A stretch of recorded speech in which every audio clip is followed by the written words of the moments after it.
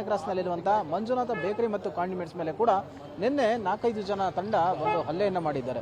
ಮೊದಲಿಗೆ ಈ ಬೇಕರಿ ಬಳಿ ಬಂದಂತಹ ಇಬ್ಬರು ಕೂಡ ಸಾಲವನ್ನು ಕೇಳಿದ್ದಾರೆ. ಆಗ ಸಾಲವನ್ನು ಕೊಡೋದಿಲ್ಲ, ಹಳೆ ಬಾಕಿಯನ್ನು ಪಾವತಿ ಮಾಡಿ ಅದಾದ ಬಳಿಕ ಕೂಡ ಸಾಲವನ್ನು ತೆಗೆದುಕೊಂಡು ಹೋಗಿ ಅಂತ ಹೇಳಿ ಈ ಬೇಕರಿಯಲ್ಲಿದ್ದಂತಹ ಮಾಲಕಿ ಅವರು ಹೇಳಿದ್ದಾರೆ.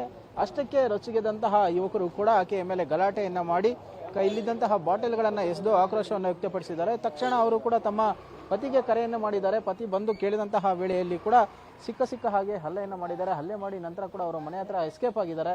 ಅದಾದ ಬಳಿಕ ಕೂಡ ಮನೆ ಬಳಿ ಹೋಗಿ ಅವರು ವಿಚಾರಣೆ ಮಾಡುವಂತಹ ಸಂದರ್ಭದಲ್ಲಿ ಕ್ರಿಕೆಟ್ ಬ್ಯಾಟ್ ಮತ್ತು ವಿಕೆಟ್ಗಳನ್ನು ತೆಗೆದುಕೊಂಡು ಬಂದು ಕೂಡ ಅವರ ಮೇಲೆ ಮನಸೋ ಇಚ್ಛೆ ಹಲ್ಲೆಯನ್ನು ಮಾಡಿದ್ದಾರೆ. ಹಲ್ಲೆಯ ಪರಿಣಾಮವಾಗಿ ಅವರ ದೇಹದ ವಿವಿಧ ಭಾಗಗಳಿಗೂ ಕೂಡ ಗಂಭೀರವಾದಂತಹ ಗಾಯಗಳಾಗಿರೋದು, ಕಣ್ಣಿನ ಭಾಗ ಕೂಡ ರಕ್ತ ಹೆಪ್ಪುಗಟ್ಟಿದೆ. ಸೊ ಈ ಘಟನೆಗೆ ಸಂಬಂಧಪಟ್ಟಂತೆ ಈಗಾಗಲೇ ಆಟಿನಗರ ಠಾಣೆಗೆ ತೆರಳಿ ಒಂದು ದೂರನ್ನು ಕೂಡ ಕೊಟ್ಟಿದ್ದಾರೆ. ಸೊ ದೂರಿನ ಆಧಾರದ ಮೇಲೆ ಈಗಾಗಲೇ ಎಫ್ಐಆರ್ ಅನ್ನು ಕೂಡ ದಾಖಲಿಸಿಕೊಂಡಿರುವಂತದ್ದು. ಸದ್ಯ ಗಾಯಾಳುಗಳಾಗಿರುವಂತಹ ಅಂಗಡಿ ಮಾಲೀಕರು ಕೂಡ ನಮ್ಮೊಟ್ಟಿಗಿದ್ದಾರೆ. ಸರ್, ನಿನ್ನೆ ಏನಾಯ್ತು ಎಕ್ಸಾಕ್ಟ್ ಆಗಿ?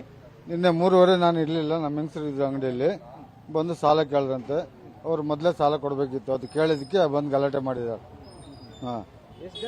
ಒಂದು 7-8 ಜನ ಬಂದಿದ್ದಾರೆ, 7-8-10 ಜನ ಬಂದಿದ್ದಾರೆ ಅವ್ರ ಮನೆಯವರೆಲ್ಲ ಸೇರಿ. ಈಗ ಸಾಲ ಎಷ್ಟು ದಿವಸದಿಂದ ತಗೊಂಡು ಹೋಗ್ತಾ ಇದ್ರು? ಅವರು ಪರಿಚಯಸ್ತ ನಿಮಗೆ? ಅಷ್ಟು ಪರಿಚಯ ಏನಿಲ್ಲ, ಡೈಲಿ ಬರ್ತಾ ಸಾಲ ತಗೊಂಡು ಹೋಗ್ತಿದ್ರು. ಕೇಳಿದಕ್ಕೆ ಮತ್ತೆ ಕೊಡೋಲ್ಲ ಅಂತ ಹೇಳಿದಕ್ಕೆ ಗಲಾಟೆ ಮಾಡಿದ್ದಾರೆ. ನಿಮ್ಮ ಮಡದಿಯವ್ರ ಮೇಲೆ ಹಲ್ಲೆ ಮಾಡಿದ್ರೆ ಅವ್ರ ಮೇಲೆ ಹಲ್ಲೆ ಮಾಡಿ, ಅವ್ರ ಮೇಲೆ ಹಲ್ಲೆ ಮಾಡಿದ್ದಾರೆ, ನನ್ನ ಮೇಲೆ ಹಲ್ಲೆ ಮಾಡಿದ್ದಾರೆ. ನಮ್ಮ ಮಗನ ಮೇಲೆ ಏನಂತ ಕೇಳಕ್ ಬಂದಿದ್ದಕ್ಕೆ ಹಲ್ಲೆ ಮಾಡಿದ್ದಾರೆ.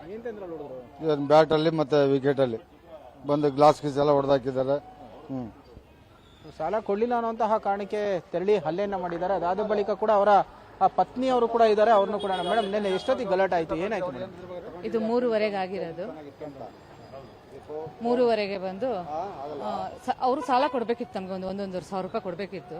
ಮತ್ತೆ ಐಟಮ್ ಕೇಳಿದ್ರು, ವಸ್ತುಗಳು ಇಲ್ಲ, ಕೊಡಲ್ಲ, ಅದು ಕ್ಲಿಯರ್ ಆಗಬೇಕು. ಆವಾಗ ಮಾತು ಬಂದು ಗಲಾಟೆ ಮಾಡಿದ್ರು, ಕೊಡಲ್ಲ ಹೆಂಗೆ ಅಂತ ಹೇಳ್ಬಿಟ್ಟು.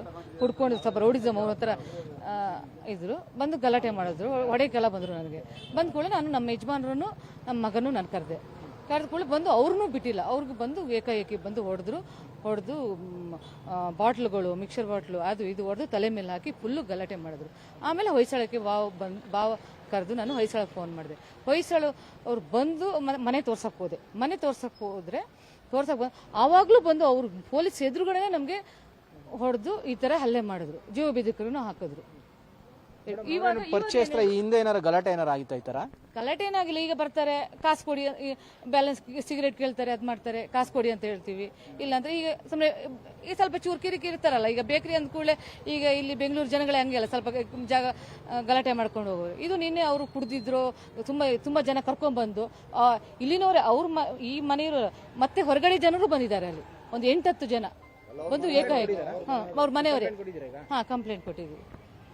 ಈ ಘಟನೆ ಆಗ್ತಿದ್ದಂತೆ ತೆರಳಿ ಒಂದು ದೂರನ್ನ ಕೊಟ್ಟಿದ್ದಾರೆ. ದೂರಿನ ಆಧಾರದ ಮೇಲೆ ಕೂಡ ಪೊಲೀಸರು ಪ್ರಕರಣವನ್ನು ದಾಖಲಿಸಿಕೊಂಡು ಆರೋಪಿಗಳ ಪತ್ತೆಗೆ ಮುಂದಾಗಿರುವಂತಹದ್ದು. ಕ್ಯಾಮರಾ ಪರ್ಸನ್ ಜೈನ್ ಜೊತೆ ವೆಂಕಟೇಶ್, ಪವರ್ ಟಿವಿ, ಬೆಂಗಳೂರು.